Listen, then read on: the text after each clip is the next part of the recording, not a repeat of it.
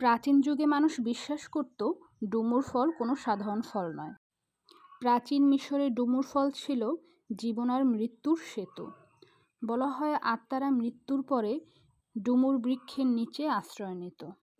Greek পুরাণেও ডুমুরকে বলা হয়েছিল ঈশ্বরের রহস্যময় খাবার, যেখানে প্রতিটি বীজের ভিতর লুকিয়ে ছিল নতুন এক জন্মের চাবিকাঠি।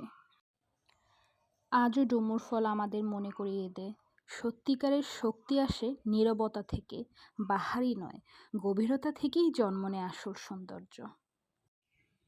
ডুমুর ফল পাকা হলে প্রচুর মিষ্টি হয়, তাই অনেক পাখি, বাদুড়, বানর, কাঠবিড়ালি এবং বিশেষ করে আমাদের এখানে হরিয়াল পাখি এদের জন্য বিশেষ সুস্বাদু একটি দারুণ খাবার। বিশেষ করে শুকনো মৌসুমে যখন অন্য কোনো ফল থাকে না, তখন ডুমুরই তাদের জীবন বাঁচায়। ডুমুর গাছ এক রহস্যময় বন্ধন, যেখানে প্রাণী আর প্রকৃতি একসাথে বাঁচে। এটা শুধু একটি গাছ নয়, জীবনধারার এক অদৃশ্য ছন্দ।